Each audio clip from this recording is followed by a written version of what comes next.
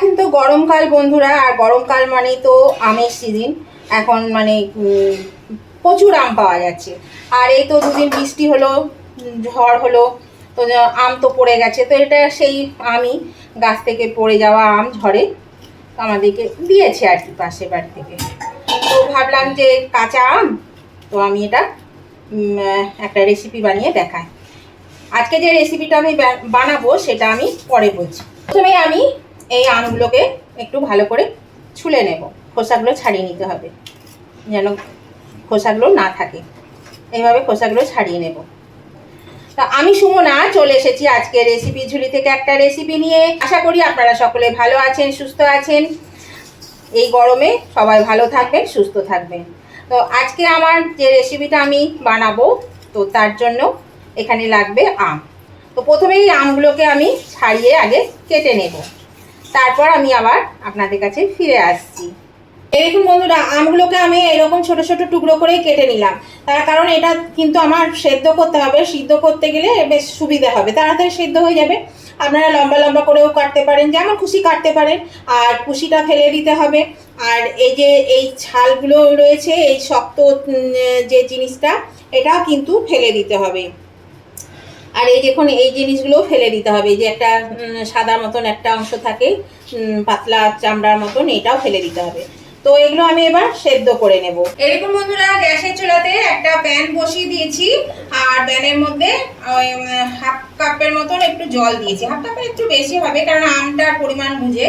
এবার এই যে টুকরো করে কেটে রাখা আমটা আমি এর মধ্যে দিয়ে দিলাম। আমটা দিয়ে আমি আমটা সেদ্ধ করে নেব। আর এর মধ্যে দিয়ে দিচ্ছি হাফ চামচ নুন। এবার আমি এটাকে একটু ভালো করে মিশিয়ে দিলাম জলের মধ্যে দিয়ে। আমি একটা ঢাকা দিয়ে এটাকে সেদ্ধ করে নেব। খুব ভালো করে কিন্তু সেদ্ধ করতে হবে। আঁচটাকে আমি একদম মিডিয়ামে, মানে লো টু মিডিয়ামে দিয়ে দিলাম। এটা থাক যতক্ষণ না সেদ্ধ হচ্ছে। এরকম বন্ধুরা, আমি এবার ঢাকাটা খুলছি। আর এর আগেও কিন্তু আমি অনেকবার ঢাকা খুলে খুলে এটাকে নেড়ে দিয়েছি। আর এই দেখুন, এটা কিন্তু অনেক সেদ্ধ হয়ে গেছে।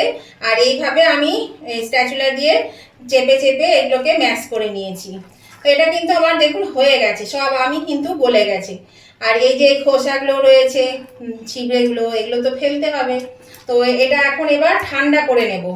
খুব ভালো করে ঠান্ডা করে নিয়ে তারপর আমি আবার দেখাবো কি করব।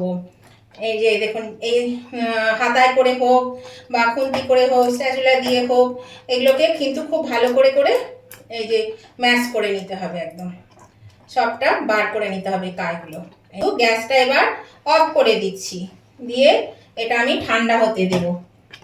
এই দেখুন, এটা কিন্তু পুরো হয়ে গেছে, গলে গেছে। এরকম গলে যাবে। আর এইভাবে ম্যাশ করে দিতে হবে। আমি ফুলে ফুলে ঢাকা খুলে খুলে বারবার এরকমভাবে ম্যাশ করেছি আর ঢাকা দিয়ে দিয়ে রেখে দিয়েছি। তাহলে গ্যাসটা অফ করে দিই আর আমি এটা নামিয়ে নিই। এই দেখুন বন্ধুরা, এই আমটা দেখুন ঠান্ডা হয়ে গেছে একদম। এবার এই আমটা আমি একটা ছেঁকে নেব, কেননা এই যে ইয়েটা আছে, দানা দানাগুলো, ছিবড়েগুলো, ওগুলো তো দেওয়া যাবে না, এগুলোকে সব ফেলে দিতে হবে। এর মধ্যে দেখুন, আমি ছাঁকনির মধ্যে এভাবে এটাকে নেড়ে নেড়ে এই কাইটাকে বার করে নেব। আর আজকে যে আমি এই হট জেলিটা বানাবো ম্যাঙ্গো, সেটাতে কিন্তু জিলেটিন দেব না। জেলিতে একটু জিলেটিন দিয়ে করতে হয়, তো এটাতে কিন্তু আমি জিলেটিন দেব না। তো আমি এটা দেখুন মিশিয়ে নিচ্ছি।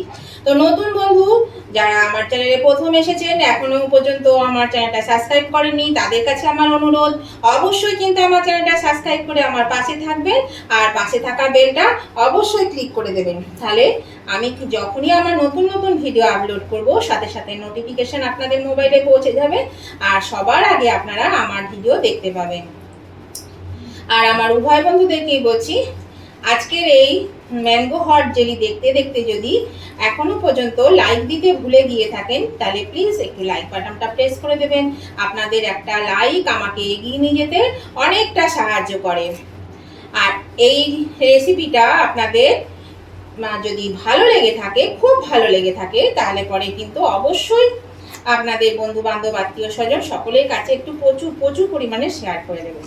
আর কেমন লাগলো এই ম্যাঙ্গো হট জেলি রেসিপিটা, সেটা জানাতে কমেন্ট করতে একদম ভুলবেন না। অবশ্যই কমেন্ট করে জানিয়ে দেবেন কেমন লেগেছে আপনাদের। আপনাদের মিষ্টি মিষ্টি কমেন্টগুলো পড়তেও ভালো লাগে, আর একটা কমেন্ট আমাকে পরবর্তী রেসিপি বানাতে অনেকটাই কিন্তু উৎসাহিত করে। তাহলে উভয় বন্ধুরা কিন্তু লাইক শেয়ার কমেন্ট করতে ভুলবেন না, আর নতুন বন্ধুরা সাবস্ক্রাইব করে আমার পাশে থাকবেন, আর পাশে থাকা বেলটা অবশ্যই ক্লিক করে দেবেন। দেখুন কথা বলতে বলতে আমার কিন্তু এটা অনেকটা মানে কাইটা বেরিয়ে গেল, দেখেছেন? দেখুন কতটা কাই বেরিয়ে গেছে। এইভাবে কিন্তু পুরো এটা বার করে নিতে হবে। আর এটা খেতে বন্ধুরা এতটাই ভালো হয়, ভালো লাগে খেতে। এমনিতেই তো বাচ্চারা জেলি জ্যাম এগুলো খেতে পছন্দ করে, তো এটা আপনারা এবার থেকে না কিনে, বাজারে না কিনে নিজেরাই বাড়িতে কিন্তু বানিয়ে নিতে পারবেন। আর তাহলে পরে দেখবেন অনেকটাই কিন্তু আপনাদের সাশ্রয় হবে, আর এমন কিছু খাটনির কাজও নয়, এটা তাড়াতাড়ি হয়েও যায়। আর এই সময় তো প্রচুর আম, কাঁচা আম বাজারে প্রচুর উঠেছে, এই সময় কিন্তু আপনারা এটা করে নিতে পারবেন। একদম ফ্রেশ জিনিসটা আপনারা খেতে পারবেন। খুবই ভালোবাসে বাচ্চারা এটা। আপনারা ব্রেড দিয়ে বা রুটি পরোটা সবের সঙ্গে খেতে পারবেন, রুটি পরোটার সঙ্গেও খেতে পারবেন, আবার পাউরুটির সঙ্গেও খেতে পারবেন।